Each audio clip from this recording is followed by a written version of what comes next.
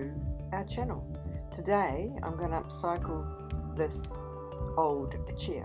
So the chair is full of bora and I was just about to throw it out and then thought, no, it's a prime opportunity to do my first upcycle using our decoupage papers.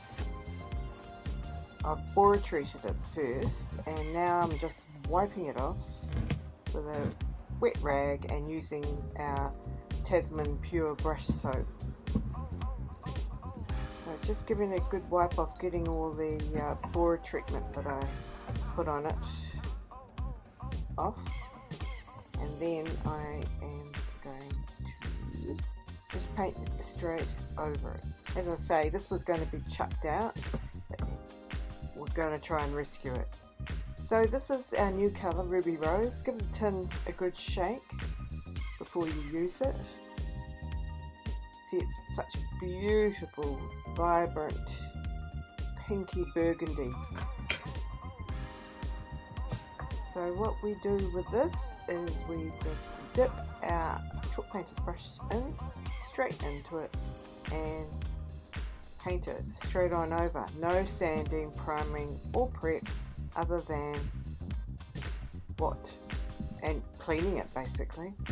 So you can see I'm doing it out in my backyard. It's just a beautiful day. I actually did this down in Nelson, at our property down there, and it was just such a gorgeous day. It was too good not to do it outside.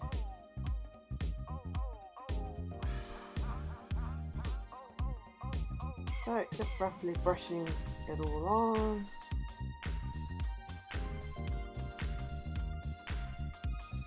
And I waited, when that was actually dry, I did another recoat on it. It was pretty good coverage from the first coat, but I just thought I'll just try and fill up a few of those bora holes in that as well, and just paint it straight over it. Now, as I said, this is the first time I've done decoupage, and so the whole thing's a bit of an experiment.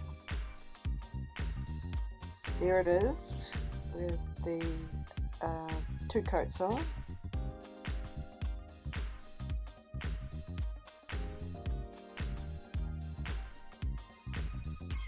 It's ready to go. So this is the rice paper that we use. This is one of the Stamperia ones. We've got several different brands of rice paper. So beautiful and so easy to use. You can see I'm crinkling it up with my hands, but it just smooths out again. It's super easy to apply, and it's not like your normal tissue. It's a much more substantial, although it is still opaque when you put it onto a dark surface. So I thought I'd tear the designs off. So I wet around the edge with a bit of water first, just to make it easier to tear. And as you can see, it tears really easily. I just thought I'd like the finish of teared rather than cut and making it look like it was just been cut out, basically. And I got better at it as I went on. I did a little bit of cutting on the edge there because I just didn't want to go in too far. But then I tore it anyway, and yeah, so it just kind of developed. So after I teared all the bits off, having no idea I was going to place them, I did a bit of placement on the chair to see how it looked good to my eye. Unfortunately, because I was at my cottage, I didn't have my proper decoupage glue. So I had PVA glue, so I thought I'll just use that and see if it does work. This is the first mistake actually, because see how I brushed over the edges? That actually showed through on top of the chalk paint. I meant just doing this straight over the chalk paint before sealing the chalk paint. Yeah, so it's not a good idea to paint over onto the chalk paint surface that isn't going to have decoupage paper with the glue on it. I chalk painted over it later just to because when it dried it was still kind of streaky. So either use the correct decoupage glue and only try and get it on the spot where you're applying it to, or apply it to the actual pieces of rice paper and then, you know, flip them over and glue them on. But it was good fun trying to get into place so it looked all pretty. So I smoothed it over the edges, glued over the edges as well in parts.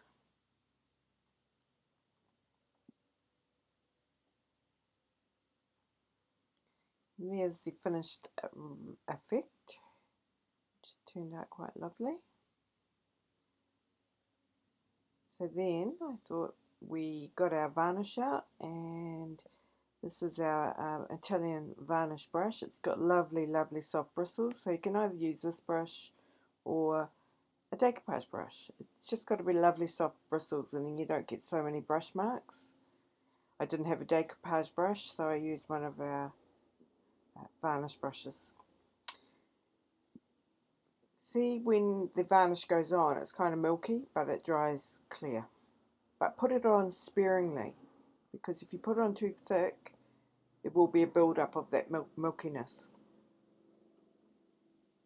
This is it, finished and dry. You can see that lovely soft sheen on it.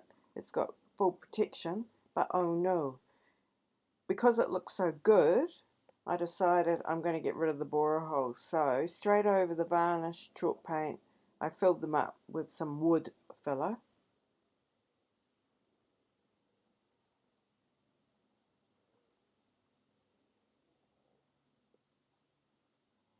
This was just a last minute thing. This is what happens when you're upcycling furniture.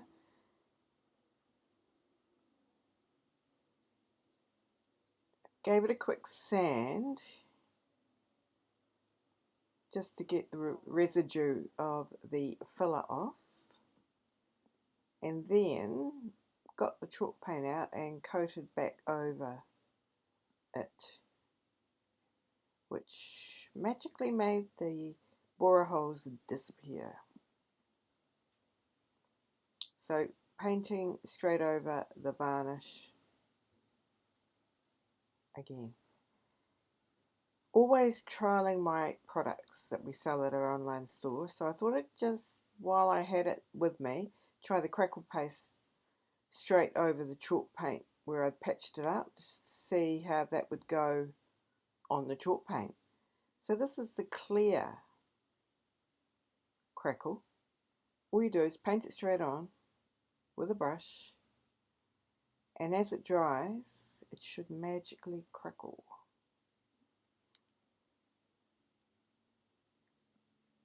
We got this paste in several different colours, gold, silvers, white, so you can get all sorts of different effects with it. This shows it's just starting to, and that's the after effect actually, so it's not a bad, it's a very fine crackle. I think the thicker you put it on, the more crackle you'll get. Just to highlight it a bit, I applied a bit of antiquing wax, Newton's antiquing wax, and the idea with that is it just will highlight the cracks a bit more. It will sink into the cracks, and so while it was still wet, I just buffed it off. It just gave it a bit of a lift, made it a bit more obvious. It's hard to tell in these shots, but it worked. So here's the end result. It was a bit of trial and error.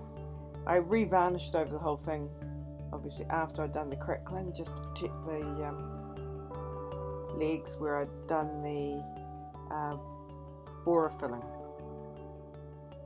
So I hope you enjoyed this tutorial, and please follow our channel if you want to see more interesting content in the future, particularly with upcycling and chalk painting in mind with all our products that we sell at our online store. Have a lovely day.